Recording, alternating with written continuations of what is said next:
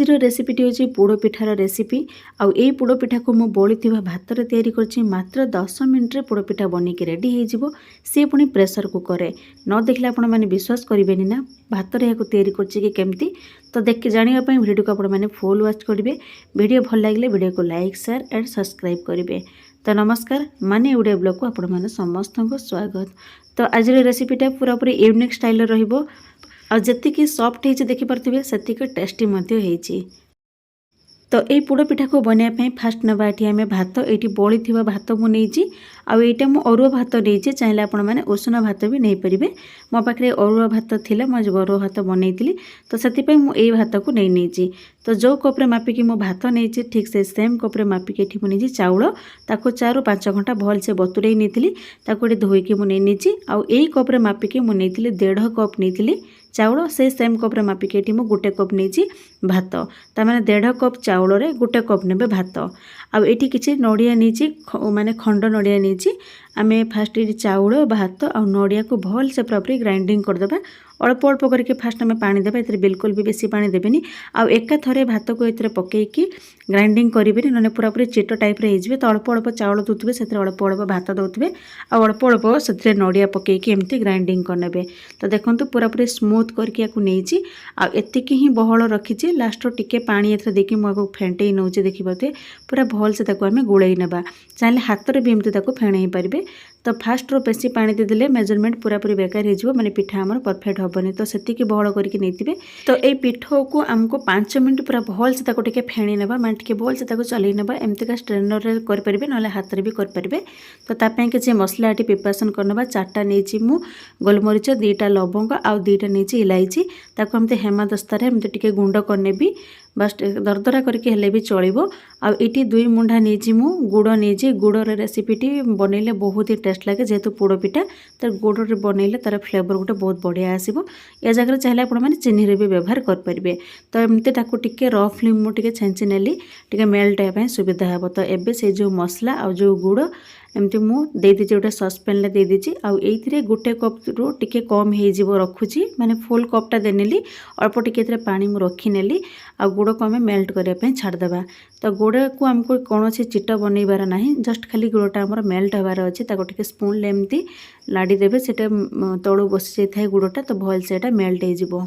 तो ये भी बेसी पानी ऐड करें माने से आम गोटे कप पानी देते आउ ये आम गोटे कप पानी देले माने 2 कप पानी फास्ट देदेवे तापर देखिए पिठू आमर केतिकी पानी है से हिसाब से जदि बहल हो जाए ताले आउ टिके पानी दे पारिबे। तो एबे देखंतु मु एठी गोटे आमर प्रेसर कुकर रे टिके घिओ देकी इथरे काजू किशमिश आउ टिके चिना बादाम आ नड़ियार खंड को टिके एमती घिओ देकी ताको फ्राई कर नउची आउ हल्का टिके इटा गोल्डन कलर हे आसला मु एथर अल्प किछि बाहर करनेली आउ अल्प किछि एथरे मु रखीची। तो एबे देखंतु जो बैटर को मुझे बनईक रखी मैंने जो पिठो चाउल आउ बड़ी भात आउ जो आमर नड़िया को ग्राइंडिंग रखी ताकू मु देखौची एटा आमर एबे गरम अच्छी जो गुड़र पानीटा गरम अच्छी ताकू एमती टिके छाणीला जहाँ गोटा मसला आम एथरे पकईले से अलरेडी आमर फ्लेवर पड़ी आसी तो मसला को आम एथर देबानी तार टेस्ट को ही खराब करदेव ताकू एमती छाणी नेबा आउ एटा गरम अवस्था ही आम ए पिठोरे ढालदेबा ढालिला मात्रे ही ताकू संगे संगे एमती ताको फेंटी नेबा नले एटा टेड़ा बांधी जीवो जेहेतु आमर गुड़ पानीटा गरम थिला।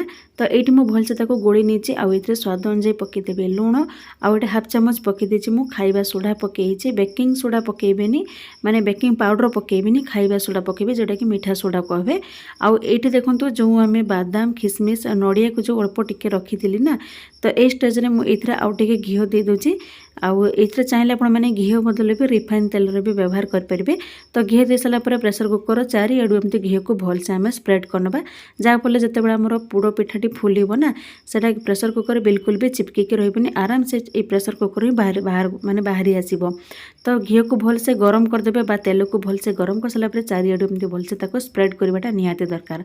तो एबे कौन करबा ना सडन आम जो खाइबा सोडा पकईले विशेष करके बेसी समय लेट करबानी गैस को आम लो करनबा लो फ्लेम रे रखिथिबा ए जो पिठो को आम गुड़ पानी पकईकी जो रखीथिले ताको सडन आम यही प्रेसर कुकर ही ढाल देला मात्रे ही ऊपर जो मु पकई नेबी बादाम नड़िया काजू को जो फ्राई करके अल्प बाहर कर नहीं ना ताको एमती ऊपर पकई नेबी तापरे प्रेसर कुकर लिड को एमती लगई नेबी। ଆଉ ଏଇଥିରେ ମେନ୍ ଟ୍ରିକ୍ସ ହେଉଛି କ'ଣ ନା, ଯେତେବେଳେ ଆପଣମାନେ ଖାଇବା ସୋଡ଼ା ପକାଇ ଦେଉଛନ୍ତି ସଡେନ୍ ଏଇ ପିଠଉଟାକୁ ଢାଳନ୍ତୁ, ବିଶେଷ କରିକି ବେଶୀ ସମୟ ୟାକୁ ଲେଟ୍ କରିବେନି। ତ ଏବେ କ'ଣ କରିବା ନା, ତା ଯେଉଁଟା ଟିକେ ହୁଇସିଲ୍ ମାରେନି କି, ମୁଁ ସେଇଟାକୁ ବାହାର କରିନେଇଛି। ଆଉ ଏବେ ହାଇ ଫ୍ଲେମ୍ରେ ଆମେ 1 ମିନିଟ୍ ତାକୁ ରଖିବା, ତାପରେ ଗ୍ୟାସ୍ର ଫ୍ଲେମ୍କୁ ଲୋ କରିନେବା, 10 ମିନିଟ୍ ଏହାକୁ ଆମେ କୁକ୍ ହେବା ପାଇଁ ଛାଡ଼ିଦେବା। ବେଶୀ ସମୟ ବିଲକୁଲ ବି ହାଇ କରିବେନି, ନହେଲେ ତଳଟା ବେଶୀ ପୋଡ଼ି ହେଇଯିବ। ତ 10 ମିନିଟ୍ ସମୟରୁ ଆଉ ଅଧିକା ସମୟ ୟାକୁ ବସାଇବେନି। ଏଇଠି 10 ମିନିଟ୍ ହେଇଗଲା ପରେ ମୁଁ ଗ୍ୟାସ୍କୁ ଏଠି ଅଫ୍ କରିନେଉଛି। ଆଉ ଏଇଠି ଆମର ପ୍ରେସର୍ କୁକର୍ ଯେଉଁ ଲିଡ଼୍କୁ ବାହାର କରିକି ଆପଣମାନଙ୍କୁ ଚେକ୍ କରିକି ଦେଖେଇବି। ପୁରାପୁରି ଉପରୁ ଡ୍ରାଏ ହେଇଛି, ହାତକୁ ଏମିତି ଚିପିଲା ବେଳକୁ ହାତର କିଛି ବି ଲାଗୁନି, ପୁରାପୁରି ଶୁଖା ଅଛି ଆଉ ବହୁତ ହିଁ ସଫ୍ଟ ହେଇଛି। ଏଇଠି ଆପଣମାନଙ୍କୁ ମୁଁ ଗୋଟେ ଛୁରୀରେ ହିଁ ଚେକ୍ କରି ନେବି। ପୁରାପୁରି ସେଣ୍ଟରରେ ହିଁ ଛୁରୀଟାକୁ ପଶାଇବେ, ଦେଖିବେ ଛୁରୀରେ କିଛି ବି ଲାଗୁନି, ପୁରାପୁରି କ୍ଲିନ୍ ହୋଇଛି। ଆଉ ଯାହା ଟିକେ ଟିକେ ବି ଲାଗୁଛି ସେଇଟା ପୁରାପୁରି ଥଣ୍ଡା ହେଇଗଲା ମାନେ ଏଇଟା ଆପେ ଆପେ ଏଇଟା ଠିକ୍ ହେଇଯିବ। ତ ଏବେ ଦେଖନ୍ତୁ ଆହୁରି ହାଲକା ଗରମ ଅଛି, ମାନେ ଯେତିକି ଗରମ ଅଛି ଆରାମସେ ମୁଁ ଏଥିରେ ହାତ ଲଗାଇ ପାରୁଛି। ତ ଏବେ କ'ଣ କରିବା ନା, ଆମର ଏଇ ଯେଉଁ ପ୍ରେସର୍ କୁକର୍ର ତା'ର ଚାରିପଟକୁ ପିଠାକୁ ଏମିତିକା ଛୁରୀରେ ଟିକେ ଛଡ଼େଇ ନେବା। ପୁରାପୁରି ଇଜି ହେବ। ଦେଖିବି ମୁଁ ହାତରେ ହିଁ ୟାକୁ କେମିତିକା ବାହାର କରିବି ପ୍ରେସର୍ କୁକର୍ରୁ, ବହୁତ ସହଜରେ ଏଇଟା ବାହାରି ଆସିବ। ତ ଚାରିପଟରୁ ଛୁରୀ ଛଡ଼େଇ ନେଇ ସାରିଲା ପରେ ଏମିତି ହାତରେ ତାକୁ ଏମିତି ଆପଣମାନେ ଇଜିଲି ଏଥିରୁ ବାହାର କରିପାରିବେ। ତ ପିଠାଟିକୁ ଆପଣମାନେ ପୁରାପୁରି କେୟାରଫୁଲି ହିଁ କାଢ଼ିବେ, ବହୁତ ହିଁ ସଫ୍ଟ ଥାଏ, କାଢ଼ିବାରୁ ହିଁ ଆପଣମାନେ ଜାଣିପାରୁଥିବେ। ତ ଟିକେ କେୟାରଫୁଲି ନ କାଢ଼ିଲେ ଏଇଟା ଭାଙ୍ଗିଯିବାର ଚାନ୍ସ ଥାଏ, ଆଉ ବହୁତ ସହଜରେ ଏଥିରୁ ବାହାରି ଆସିବ। ତ ଏଇଠି ଦେଖନ୍ତୁ ପୁରାପୁରି ଇଜିଲି ଏଇଟା ପୁରା ବାହାରିଗଲା। ଆଉ ତଳଟା ଦେଖନ୍ତୁ କିଛି ବି ଏଥିରେ ଲାଗିନି। ଆଉ ଯେହେତୁ ବେଶୀ ସମୟ ବସିଦେଲେ ପୁରାପୁରି ପୋଡ଼ି ହେଇଯିବ, ତେଣୁ ଆଉ ବେଶୀ ସମୟ ବସିବେନି। 10 ମିନିଟ୍ରେ ପୁରାପୁରି କାଫି ହେବ ପିଠାଟା ବନେଇବା ପାଇଁ। ଯଦି ବେଶୀ ସମୟ ବସିବ ତାହେଲେ ବେଶୀ ପୋଡ଼ି ହେଇଯିବ। ତ ଏଠି ଦେଖନ୍ତୁ ୟାକୁ ଗୋଟେ ପ୍ଲେଟ୍କୁ ମୁଁ ବାହାର କରିନେଲି। ଏବେ ଆପଣମାନଙ୍କୁ କାଟିକି ବି ଦେଖେଇବି କେତେ ସଫ୍ଟ ହେଇଛି ଆଉ ଭିତରୁ କେତେ ଜାଲିଦାର ଅଛି। ତ ବଳିଥିବା ଭାତରେ ବି ଏତେ ସୁନ୍ଦର, ଏତେ ପରଫେକ୍ଟ ପୋଡ଼ ପିଠା ବନେଇ ପାରିବେ, କେବେ ବି ଆପଣମାନେ ବିଶ୍ୱାସ କରିବେନି।